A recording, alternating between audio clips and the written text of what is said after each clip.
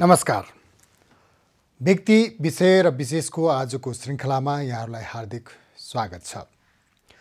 आदरणीय दर्शकवृन्द, आज विजयादशमी, भगवान श्रीरामले रावणमाथि विजय प्राप्त गरेको दिन र आजको दिन हामी सगौरव नेपालीहरूले स्वदेशमा होस् या विदेशमा जहाँ बसे पनि आजको दिनलाई भगवतीहरू नवदुर्गाहरूको स्मरण गर्दै विजय उत्सवको रूपमा मनाउने गर्छौं र हाम्रो यो परम्परालाई रातो टीका, जमरा, दक्षिणा, आशीर्वादले सुसज्जित गराउने प्रचलन छ।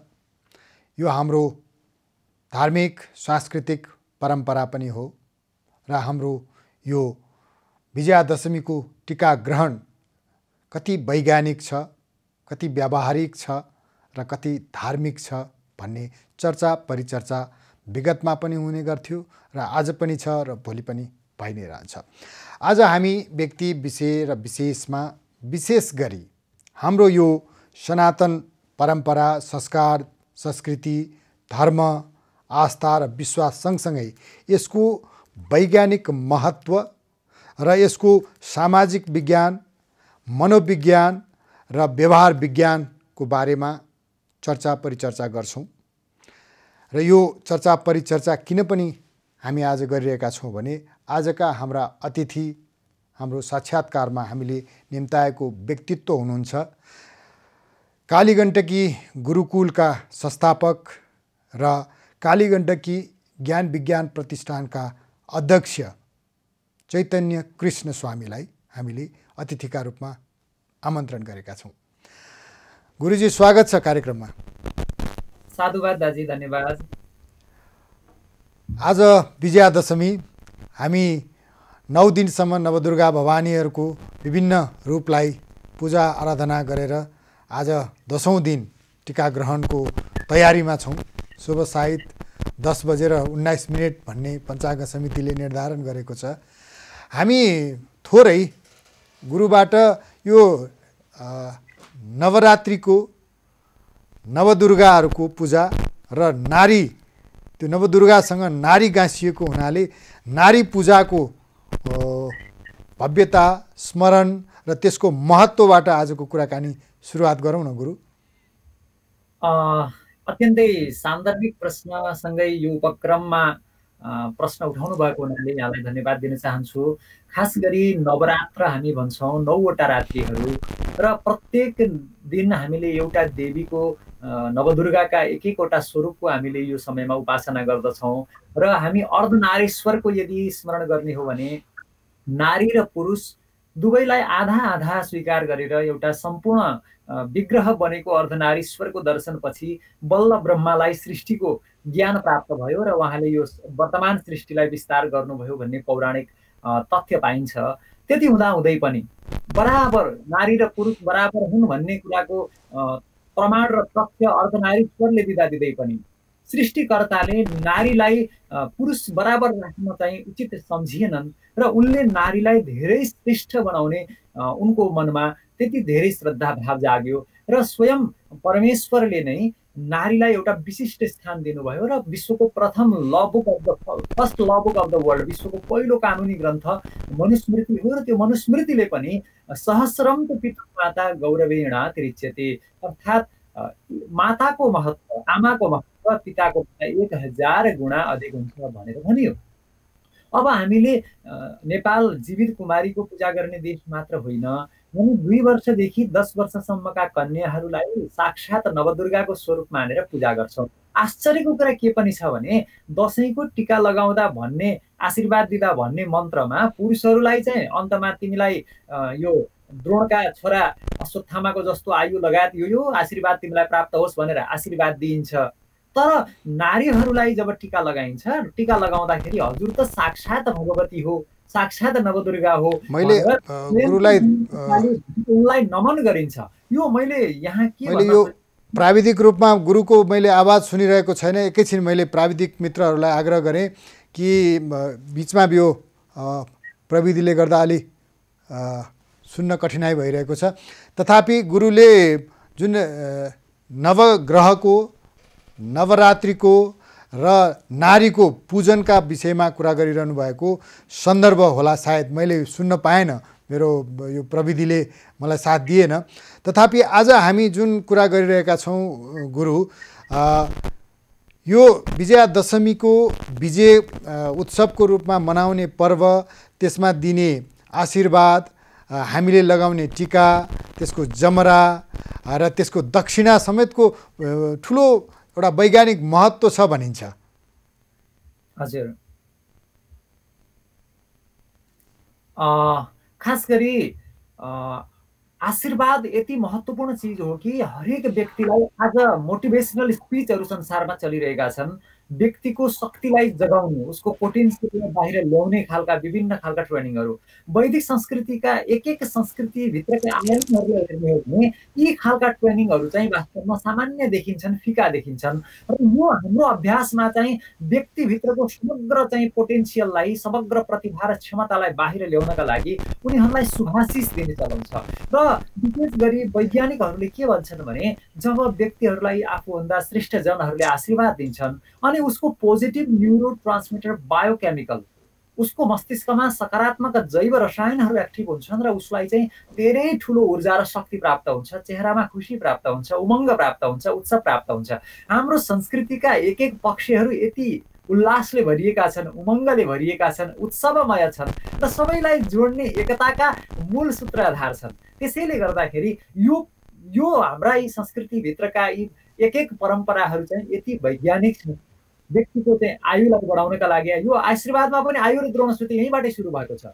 र ठुला बडालाई प्रणाम गर्दाखेरि पनि आयुर्विद्या यसो बलम, 4 प्रकारका कुराहरू अभिवादनबाट प्राप्त हुन्छ भनेर विनम्रता सिकाइएको छ। यो यस्तो संस्कृति जहाँ चाहिँ व्यक्ति आफै झुक्छ।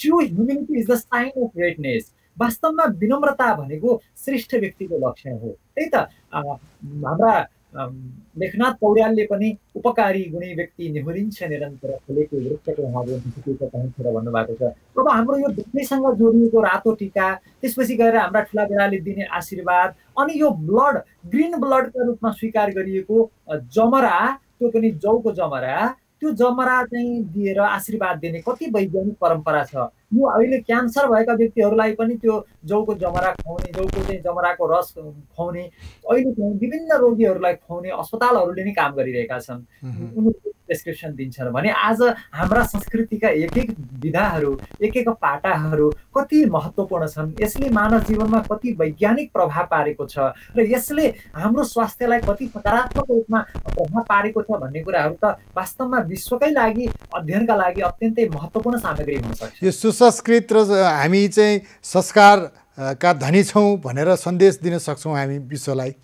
वास्तवमा यति सानो देश, यति धेरै भाषा, यति धेरै विविधता संसारमा खोजेर कहीँ कतै नपाइएला।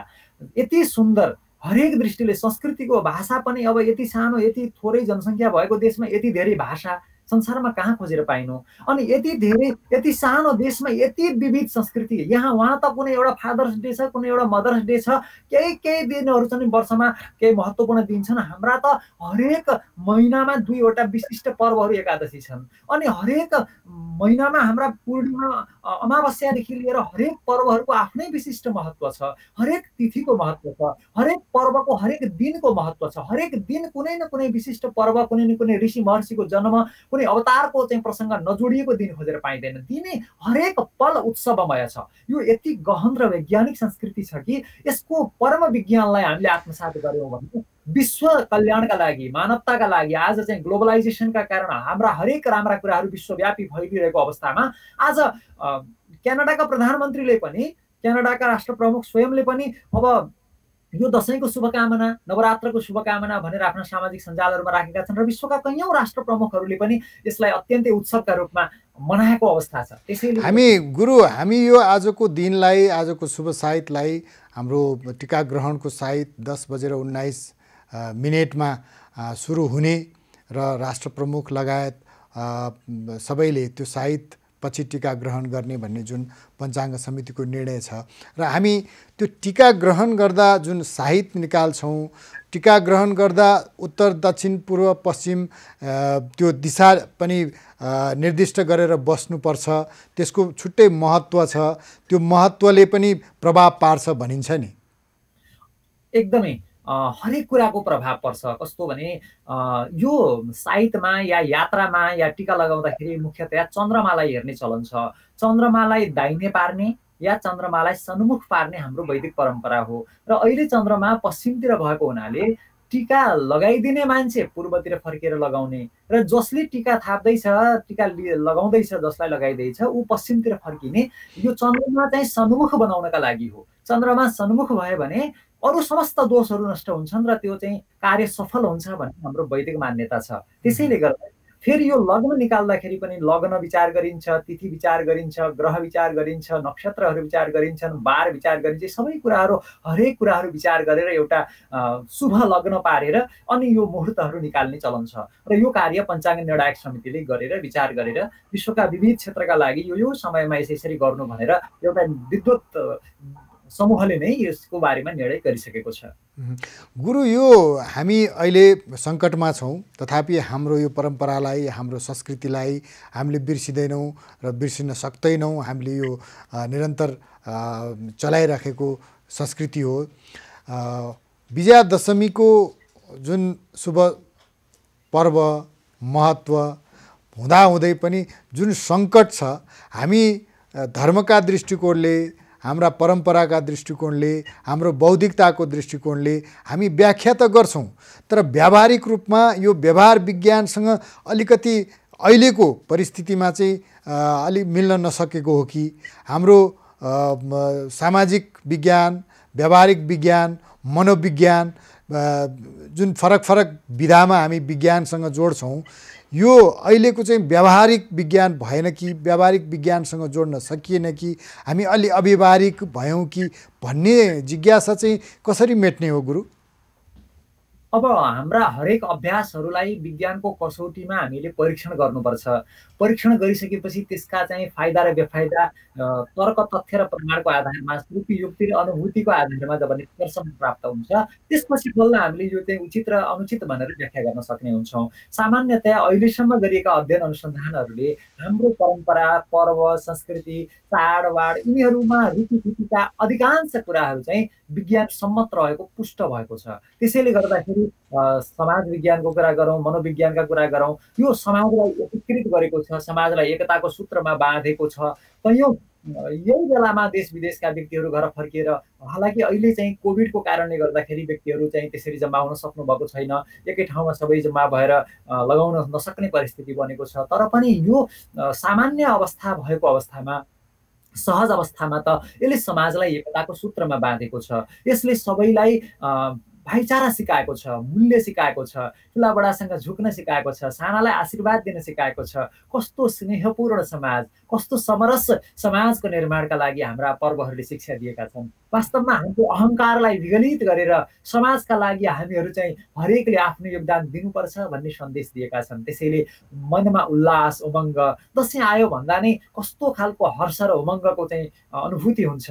अझै जति उमेर बढी भयो त्यति मान्छेहरू चाहिँ त्यो उत्सवबाट टाढा भएको देखिन्छ। बालकहरूमा त यति उमङ्ग उत्सव हुन्छ, उनीहरू दिनमा यति धेरै पटक मुस्कुराइरहेका हुन्छन्, अकारण हाँसिरहेका हुन्छन्। त्यो मुस्कान, हराएको मुस्कान ल्याउनका लागि पनि अहिले संसारमा हराउँदै गरेको मुस्कान, एयर होस्टेजको जस्तो हाँसो छ अनि रोबोटको जस्तो जिन्दगी छ। त्यो जिन्दगीमा हामीले चाहिँ त्यो हराएको त्यो बाल्यकालको चाहिँ खुसी फर्काउनका लागि हाम्रा यी संस्कृतिहरू, हाम्रा यी पर्वहरूको चाहिँ सबैभन्दा ठुलो हात छ। हामी यसको जगेर्ना गर्न जसरी गुरुहरू लागि पर्नु भएको छ, यहाँले त गुरुकुलको स्थापना गर्नुभएको छ, यो ज्ञान विज्ञानको आविष्कार सँग चाहिँ आफ्नो गुरुकुललाई जोड्ने प्रयास गरिरहनु भएको छ। त्यसको आकर्षणमा कतिको परिवर्तन आएको पाउनु भएको छ गुरु? यो वर्ष नै गत वर्ष शुभारम्भ गरेको विद्यालयमा यो वर्ष नै हामीले ल्याएका विद्यार्थी भर्ना गर्न सकेनौँ। हाम्रो क्षमताभन्दा धेरै गुणा विद्यार्थीहरू आउनुभयो। यो हामीले पहिलोचोटि शिक्षामा संस्कार र आविष्कारलाई सँगै सिकाउने प्रयास गरेका छौँ। हामीले संस्कृत र अङ्ग्रेजीलाई सँगै सिकाउने प्रयास गरेका छौँ। हामीले राष्ट्रभाषा, विश्वभाषा र मातृभाषाका रूपमा त्रैभाषिक नीतिमा आधारित रहेर एउटा विज्ञान सम्मत अनि मनोविज्ञानलाई बुझेर बालकहरूलाई एकदमै कुनै पनि प्रकारको प्रताडना नदिकन अत्यन्तै प्रेमपूर्ण खेलमय शैलीबाट चाहिँ पढाउनेकै एउटा शिक्षाको एउटा नयाँ मानक हामीले निर्धारण गर्न खोजिरहेका छौँ। त्यसैले जुन प्रकारले हाम्रो गुरुकुलको यो संस्कार र आविष्कारको नारामा देशभरिका व्यक्तिहरूमा आकर्षण देखिएको छ र यहाँ जुन लहर आएको छ, वास्तवमा हामीले त्यो हाम्रो क्षमता, हाम्रा भवनहरू, हाम्रो चाहिँ सबै आन्तरिक व्यवस्थापनमा हामीले गर्न नसकेर धेरै विद्यार्थी राख्न नसकेका हौँ। एकदमै ठुलो लहर छ, अहिले विश्वव्यापी रूपमा लहर छ। यो स्वदेशमा मात्रै सीमित छ कि हाम्रो गुरुकुलमा विदेशीहरूको पनि चासो बढेको छ, अथवा चाहिँ विदेशीहरूले पनि? किनभने संस्कृत अध्ययनका विषयहरू हामीले सुनेको, हामीले जानेको, हामीले समाचारमा पढेको अनुसार चाहिँ विदेशमा चाहिँ अब संस्कृत विश्वविद्यालयहरूमै संस्कृत पाठ्यक्रमहरू पढाइन्छ, संस्कृत प्रति मोह बढेको छ भन्ने सुन्छौँ। तर हाम्रो परिवेशमा, हाम्रो मुलुकमा, हाम्रा गुरुकुलहरूमा त्यसको आउने आकर्षणको चाहिँ घट्दो छ भन्ने पनि सुनिन्छ नि गुरु। यसो छ, अहिले यही वर्ष नै हामीलाई विदेशबाट, भारत र केही ठाउँबाट विदेशबाट विदेशी व्यक्तिहरू नै यहाँ पढ्नका लागि, आउनका लागि उहाँहरूले चाहना गर्नुभएको थियो। तर हामीले सुरुको अहिलेको व्यवस्थापनमा हामीले अङ्ग्रेजी र संस्कृत मात्रै भएको भए त उनीहरूलाई पनि अनुकूल हुन्थ्यो। नेपाली भाषालाई पनि अहिले हामीले अत्यन्तै महत्त्वपूर्ण श्रद्धाका साथ राखिराखेको हुनाले अहिले हामीले उनीहरूलाई यो वर्षका लागि हामीले व्यवस्थापन गर्न सकेनौँ र विदेशबाट विद्यार्थी ल्याएनौँ। यद्यपि विदेशमा के छ भने युरोपकै अब सबैभन्दा पुरानो मानिने सेन्ट जेम्सले चाहिँ युरोपभरका सबै शाखाहरूमा, बेलायतसँगै युरोपका सबै शाखाहरूमा चाहिँ संस्कृतलाई पढाएको छ। क्याम्ब्रिजको ए लेभलको कोर्समा संस्कृत छ र त्यो नेपालका विद्यार्थीले समेत परीक्षा दिने गर्छन्। हामीले हाम्रो गुरुकुलबाट पनि क्याम्ब्रिजका ए लेभलको पनि कोर्समा परीक्षा दिलाएर उनीहरूलाई त्यसको पनि सर्टिफिकेट दिलाउने चाहना छ। अक्सफोर्डमा पनि संस्कृतका मन्त्रहरू त्यहाँ सम्मानित गरेर राखिएको छ। त्यहाँ म जाँदाखेरि मैले देखेको थिएँ, त्यहाँ संस्कृतका मन्त्रहरूलाई भित्तामा बडा सम्मानसित कुदिएको छ। त्यसपछि चन्द्र शमशेरले दिएका ती धेरै पुस्तकहरू पनि त्यहाँ सम्मानित गरेर राखिएको छ। विश्वका धेरै, अब हाइडलबर्ग सहित जर्मनका 14वटा युनिभर्सिटीहरूमा संस्कृतका अलग अलग नाममा विभागहरू गठन भएर त्यसमा चाहिँ संस्कृत बारेमा अध्ययन अनुसन्धान बढिराखेको छ। विश्वव्यापी रूपमा अहिले अब नासाकै प्रमुख मुनलाइट आफै पनि संस्कृत अध्ययन गर्दैछन्। सुरुको प्रवेशिकामा त्यहाँ बाह्र मिहिर लगायतका हाम्रा ज्योतिषज्ञ, कालगणकहरूका चाहिँ सिद्धान्त र आधुनिक मेयरहरूको सिद्धान्तलाई तुलनात्मक रूपमा नासामा चाहिँ सुरुमा 10-15 दिनसम्म अभ्यास गराइन्छ। यी सबै कुराहरूको अभ्यास हेर्दाखेरि र कम्प्युटरमा पनि अब 6th र 7th जेनेरेसनको कम्प्युटरलाई संस्कृतमा ल्याउने तयारी वैज्ञानिकहरूले गर्दै गरेको र सन् 1985 मा ब्रिक्सले दिएको जुन आर्टिफिसियल इन्टेलिजेन्सका लागि विश्वका सबै भाषाहरू अयोग्य छन्, जबकि संस्कृत भाषा योग्य हुन सक्छ भनेर प्राकृतिक र कृत्रिम भाषाहरू दुवै प्रकारका भाषाहरूको व्याख्या गर्ने क्रममा र अहिलेका मानवले प्रचलनमा ल्याएका भाषाहरूमा, बोल्ने भाषाहरूमा संस्कृत मात्रै त्यो आर्टिफिसियल इन्टेलिजेन्सका लागि उपयुक्त छ भनेर दिएको रिसर्च पनि आफैमा अत्यन्तै महत्त्वपूर्ण सन्दर्भ भएको छ। त्यसैले गर्दा नेपालमा हाम्रो गुरुकुलमा चाहिँ आउन खोजेका थिए, तर व्यवस्थापकीय पक्षमा हामी बल्ल शुभारम्भ गर्दै गरेको हुनाले हामीले अहिले चाहिँ विदेशीहरूलाई राख्न सकेनौँ। यद्यपि हाम्रो लक्ष्य भविष्यमा चाहिँ ठुलो सङ्ख्यामा विदेशबाट व्यक्तिहरूलाई ल्याएर नेपाली माटोमा यहाँ हामीले हाम्रो संस्कृति, हाम्रो परम्परा र मूल्य सिकाएर उनीहरूलाई हाम्रो धर्म र संस्कृति चाहिँ विश्वका कुना कुनामा फैलाउन सक्ने बनाएर पठाउनु पनि हाम्रो लक्ष्यमा छ। गुरु, यो त सुखद पक्ष, यो तपाईँहरूको यो गुरुकुलले यो लक्ष्य हासिल गरोस्। हामी पनि हृदयदेखि यहाँहरूलाई शुभकामना दिन चाहन्छौँ यो पावन अवसरमा। सँगसँगै मलाई लागेको जिज्ञासा के भने, एकातिर तपाईँहरू जस्ता यो हाम्रो संस्कृत परम्परा, हाम्रो धर्म, हाम्रो कुललाई जगेर्ना गरेर त्यसको प्रवर्धन गर्ने, त्यसको संरक्षण गर्ने अभियानमा लाग्नु भएको छ। अर्कोतर्फ एउटा यस्तो वर्गहरू पनि छन् जसले हाम्रो संस्कृति, हाम्रो परम्परा, हाम्रो धर्म, हाम्रो रीतिरिवाज माथि चाहिँ एकदम आक्रमण गर्ने, यो चाहिँ रूढिवादी हो, यो रूढिवादबाट टाढा जानुपर्छ भन्ने किसिमको, त्यस्तो किसिमको नौटङ्की पनि देखिन्छ। हजुर, यदि सुनलाई धेरै मैलो भयो भने त्यसलाई आगोमा जलाउनुपर्छ। सुनलाई जति नै धेरै आगोमा जलाए पनि सुन नष्ट हुँदैन। त्यसै गरी हाम्रो संस्कृति जो ज्ञान विज्ञान सम्मत छ, अनेकौँ दृष्टिकोणबाट हेर्दा समाजका लागि सर्वोपयोगी छ। यस्तो संस्कृतिलाई कसैले केही क्षणभर केही भन्दैछ भने पनि ऊ भोलि पछुताएर अङ्गुलीमाल जस्तै बुद्धकै अनुयायी बन्न विवश भए जस्तै विरोध गर्नेहरू अरू उनीहरूसँग उपाय नभएर फेरि उनीहरू चाहिँ हामीले गल्ती गऱ्यौँ भनेर पछुताउनुपर्छ। म उदाहरण दिन्छु, डाक्टर बाबुराम भट्टराई हिजो उहाँहरूले चाहिँ नेपालका विद्यालयहरूमा संस्कृत शिक्षा बन्द गर्ने, विश्वविद्यालयहरूमा आगो लगाउने, संस्कृतका गुरुहरूलाई दण्ड दिएर मृत्युदण्ड दिनेसम्म मार्नेसम्मका कर्म गर्ने व्यक्ति अहिले स्वयं डाक्टर बाबुराम भट्टराई पूर्व प्रधानमन्त्री पनि हुनुहुन्छ। उहाँले हरेक पर्वहरूमा संस्कृतका चाहिँ श्लोकहरू लेखेर अनि हरेक इन्टरभ्यूहरूमा संस्कृतका चाहिँ मन्त्रहरू वाचन गरिरहनु भएको छ भनेपछि त अहिले त एउटा यस्तो खालको चाहिँ लहर छ। र अहिले उहाँ आफै पनि हाम्रो यो पूर्वीय दर्शनभित्रको ज्ञान विज्ञान चाहिँ चाहिन्छ, हामीले गल्ती गऱ्यौँ भन्नुभएको छ। त्यसो भएर गल्ती यो जसले जसले विरोध गर्दैछन्, जसले जसले यसलाई चाहिँ तिरस्कार गर्दैछन्, उनीहरू पछुताउनुको विकल्प छैन भन्ने चाहिँ मेरो। तर गुरु, तर के भने त्यस्तो व्यक्ति अथवा त्यस्तो समूह अथवा त्यस्ता विचारहरू त आफै नाङ्गिएलान्, त्यो हामी चिन्ता नगरौँ। तर हामीले संरक्षण गर्न खोजेको, हामीले लैजान खोजेको बाटो, लक्ष्य र त्यो हाम्रो सुसंस्कृत परम्परालाई संरक्षण गर्ने, त्यो सुसंस्कृत परम्परासँग गाँसिने वर्ग भने युवा वर्ग हो, आउने पुस्ता हो। त्यो पुस्तालाई त यो विषयमा परिचित गराउनु पर्यो नि, त्यो पुस्ताले जानकारी राख्नु पर्यो। त्यो पुस्ता पलायन हुन भएन, स्वदेशमै बसेर त्यो परम्पराको संरक्षण कसरी गर्ने, त्यो परम्परा कसरी सुरुवात भएको थियो, कसरी त्यसको चाहिँ महत्त्व बढ्दै गएको छ भन्ने कुराको ज्ञान त पाउनु पर्यो नि, ज्ञान त जान्नु पर्यो नि, होइन र? अवश्य पनि हाम्रो संस्कृतिभित्रका ज्ञान विज्ञानहरूको चाहिँ कुशल हस्तान्तरण नयाँ पुस्तालाई गर्नै परेको छ। र एउटा आश्चर्य के छ भने विश्वका अमेरिका, युरोपका चाहिँ कयौँ विशिष्ट देशहरूमा गएर युवाहरू चाहिँ त्यहाँका हरे कृष्ण र हरे रामका चाहिँ सङ्कीर्तनका अभियान देखेर, मठ मन्दिर देखेर र विदेशीहरूले हातमा माला लिएर हरे कृष्ण भन्दै गरेको देखेर प्रभावित भएर उहीबाट भक्त बनेर नेपाल फर्किएका उदाहरण पनि छन्। र खास गरी नेपाली युवाहरूलाई चाहिँ जति सुशिक्षित र प्रशिक्षित गर्नुपर्ने हो त्यति गर्न सकिएको चाहिँ छैन।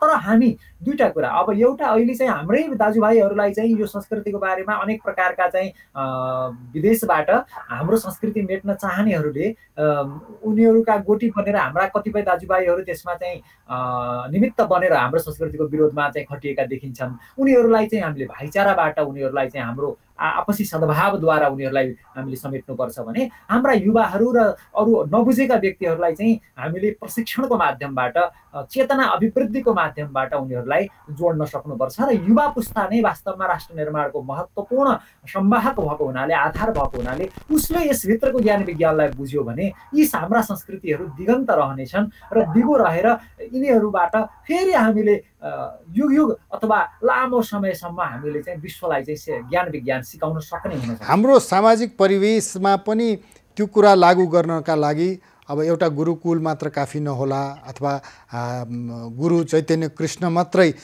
पूर्ण नहुनु होला। चैतन्य कृष्ण जस्ता व्यक्तित्वहरू निर्माण गर्न त त्यो गुरुकुल जताततै फैलिनु जरुरी हुन्छ नि, होइन र? बिल्कुल। हामीले अहिले यहाँ उत्तर वाहिनी क्षेत्र स्याङ्जा र पाल्पाको चाहिँ यो पवित्र सङ्गम, जहाँ मार्कण्डेय ऋषिको जन्म भूमि, कर्मको भूमि, तपोभूमि छ, जहाँ उनले मृत्युमाथि विजय प्राप्त गरे।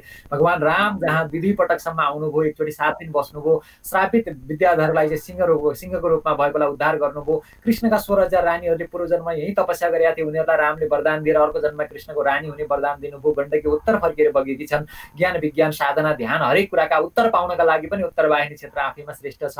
यहाँ हामीले एउटा नमुनाका लागि, एउटा नमुना प्रोजेक्टका लागि सुरु गरेका छौँ। तर हाम्रो अब चाहना साथै प्रदेशमा एउटा ठुलो हाम्रो वैज्ञानिक, शिक्षाविद, अनेकौँ विशिष्ट व्यक्तिहरूको टिमसँगै भएर हामीले एउटा राष्ट्रव्यापी रूपमा ठुलो खालको शिक्षाको चाहिँ प्रचार प्रसार र संस्कार र आविष्कारको यो फ्युजनको अभ्यासलाई हामीले विस्तार गर्न खोजेका छौँ। र तत्काल हामी अब यस विषयमा केही काममा अगाडि बढ्ने तयारीमा छौँ। सायद परमेश्वरले चाहिँ चाहनुभयो भने हामी अलि शिक्षाको क्षेत्रमा ठुलै काम पनि गर्न खोजिरहेका छौँ। यो सामाजिक परिवेशले साथ दिएको छ गुरु? यसो छ, सत्कर्म गर्दै पवित्र सङ्कल्प लिएर हिँड्ने व्यक्तिलाई एउटै सूर्यले पनि एउटै सूर्य उदय भूतलभरि खुट्टा घुमाइदिए, एउटै सागरले तिनै भुवनमा रत्नै फिजाइदिए, एउटै काल उडेर प्राणी सबको सातो उडाइदियो, तेजस्वी वन शक्तिमान वन सदा एक्लै हुँदा के भयो भनिन्छ। वास्तवमा पवित्र सङ्कल्प लिएर तन्मे मनः शिव सङ्कल्पमस्तु, मनमा शिव सङ्कल्प लिएर अगाडि बढ्यो भने प्रकृति अनुकूल हुन्छ, प्राणीहरू अनुकूल हुन्छन्, सबै व्यक्तिहरू इष्टमित्रहरू दाइना हुन्छन्, सबै व्यक्तिहरूले सहयोग गर्छन्। अहिले हामीलाई पनि सद्भाव, सहयोग, आशीर्वाद यति धेरै छ कि विश्वभरिका यति धेरै लाखौँ लाख हामीलाई माया गर्ने व्यक्तिहरू हुनुहुन्छ। गुरुहरू, हजुरहरू अगाडि बढ्नुहोस्, हामी साथमा छौँ, हामी कहाँ के गर्नुपर्छ हाम्रो संस्कृतिका लागि, राष्ट्रका लागि हामी गर्न तयार छौँ भनेर हामीलाई जुन हौसला दिनुभएको छ विश्वव्यापी रूपमा, त्यो नै हाम्रो सम्बल हो र वास्तवमा एउटा सहयोगको भावना अत्यन्तै उदार भावले देखिन्छ। गुरु, हामी तपाईँहरूको यो लक्ष्य, यो अभियान सफल होस् भन्ने शुभकामना दिन चाहन्छौँ। अब जाँदा जाँदै हामीसँग समय निकै कम छ। म आजको शुभ साहित्यमा दिइने जुन मन्त्र छन् नि, नारीलाई दिने र पुरुषलाई दिने आशीर्वादका मन्त्रहरू फरक फरक हुनुको थोरै रहस्य पनि जान्न चाहन्छु। अत्यन्तै महत्त्वपूर्ण। यो चाहिँ पुरुषलाई चाहिँ हामीले आशीर्वाद दिन्छौँ, पुरुषहरूलाई चाहिँ द्रोणाचार्यका छोरा थामाको जस्तो आयु होस्, अनि आयु द्रोणसुते श्री हो, दशरथको जस्तो श्री होस्, शत्रुक्षय राघवे राघवको जस्तो शत्रुरहित अवस्था होस्, अनि ऐश्वर्यम नहुसे नहुसको जस्तो ऐश्वर्य, गतिस्थ पवने मानसको दुर्योधने पवनको जस्तो गति हो, वायुको जस्तो अनि दुर्योधनको जस्तो आत्मस्वाभिमान होस्। त्यसपछि गएर शौर्यम शान्त नभे भीष्मको जस्तो शौर्य होस्, बलम हलधरे बलरामको जस्तो शक्ति होस्, अनि सत्यम च कुन्ती सुते युधिष्ठिरको जस्तो सत्य होस्, विज्ञानम विदुरे भवन्तु भवताम कीर्तिश्च नारायणे, विज्ञान चाहिँ विदुरको जस्तो, उनले चाहिँ यो पाण्डवहरूलाई कस्तो सङ्कटबाट बचाएका थिए, ज्ञान विज्ञानमा निष्णात थिए, अनि नारायणको जस्तो कीर्ति होस्। यो पुरुषलाई आशीर्वाद दिँदा यस्तो भनिन्छ, तर नारीहरूलाई चाहिँ साक्षात् देवी नै मानेर त्यहाँ चाहिँ जयन्ती मङ्गला काली भद्रकाली कपालिनी दुर्गा क्षमा शिवा धात्री स्वाहा स्वधा नमोस्तुते भनेर, हे देवी हजुर साक्षात् दुर्गा हो, हजुरलाई म नमन गर्छु भनेर उहाँहरूलाई टिका लगाउँदाखेरि उहाँहरूलाई नमन गरिन्छ। यो हाम्रो संस्कृति विश्वको यस्तो संस्कृति हो जसले चाहिँ मातृभूमि भन्छ, मातृभाषा भन्छ, अनि गीता माता भन्छ, गौ माता भन्छ, गण्डकी माता भन्छ, वेद माता भन्छ, अनि यी सबैमा माता माता राधा कृष्ण भन्छ, सीताराम भन्छ, अनि लक्ष्मी नारायण भन्छ, उमा महेश्वर भन्छ, अनि नारीहरूलाई प्रथम स्थान दिएको छ, पिताभन्दा 1000 गुणा नारी श्रेष्ठ छ भन्छ। 9 दिनसम्म नवरात्री नारीको पर्व। त्यसैले यो मन्त्रको अर्थ पनि पुरुषभन्दा नारी अत्यन्तै श्रेष्ठ छन्, र यो पुरुषले जित्न नसकेको आसुरी शक्तिलाई सम्पूर्ण पुरुषको शक्ति एकीकृत भएपछि बल्ल एउटा नारी बन्यो, अनि त्यो नारीले बल्ल समग्र चाहिँ आसुरी शक्तिमाथि विजय प्राप्त गर्यो। अहिलेको कोभिड पनि वास्तवमा रक्तबीज जस्तो छ, रक्तबीज जस्तै चाहिँ फैलै गर्ने खालको छ। त्यतिखेर त्यो रक्तबीजलाई समाप्त गर्न देवीको चाहिँ प्राकट्य हुनु पर्यो। अहिले पनि अब यो कोभिडलाई समाप्त गर्नका लागि हाम्रो संस्कृतिको ज्ञान विज्ञानको चाहिँ योग ध्यान र आयुर्वेदको पक्ष चाहिँ सबल भयो भने अनि यसले चाहिँ यो कोभिडलाई पनि यो समाप्त गर्न सक्छ भन्ने चाहिँ विश्वव्यापी चाहिँ अध्ययन अनुसन्धानले देखाएका छन्। यो हाम्रो एकदमै महत्त्वपूर्ण पर्व हो। नारी जगतलाई चाहिँ नारीहरूलाई संसारमा सबैभन्दा ठुलो सम्मान दिएको पर्व पनि हो यो। गुरु, धेरै धेरै धन्यवाद साक्षात्कारको लागि। तपाईँले महत्त्वपूर्ण समय हाम्रो लागि छुट्याउनु भयो, दिनुभयो, र आजको यो पावन अवसरमा सुखको दिनमा विजय उत्सवको पर्व विजयादशमीको यहाँहरूलाई र यहाँको गुरुकुलमा अध्ययन गर्ने सबै विद्यार्थीहरूलाई पनि एभिन्युज खबरको तर्फबाट गुरुलाई साक्षात्कारका लागि समय दिनुभएको म धेरै धेरै धन्यवाद दिन चाहन्छु। म यो एभिन्युज टेलिभिजन परिवार, श्रद्धेय केदार दाजी सहित सम्पूर्ण टिमलाई र यो हामीलाई हेरिरहनुभएका सम्पूर्ण दर्शक महानुभावहरू सम्पूर्णलाई पनि आज विजया नाम गरेकी देवीको पूजा गरेर रामले युद्धका लागि प्रस्थान गर्नुभयो र उहाँले विजय प्राप्त गर्नुभयो। त्यसैले विजयादशमी भनिन्छ। अपराह्नमा विजया देवीको पूजा गर्ने चलन छ। आज 10:19 जाँदा टिका लगाइदिने पूर्व र लगाउने जसलाई लगाउने हो ऊ चाहिँ पश्चिम फर्किएर टिका लगाउनु होला। र यो यहाँहरू सम्पूर्णलाई पवित्र पर्वको विजयादशमीको बडा दशैंको हार्दिक मङ्गलमय शुभकामना व्यक्त गर्न चाहन्छु। धन्यवाद। आदरणीय दर्शकवृन्द, शुभ विजयादशमीको हार्दिक मङ्गलमय शुभकामना सहित आजको व्यक्ति विषय र विशेषको समय यही समाप्त भएको छ। यहाँहरू सबैलाई शुभकामना।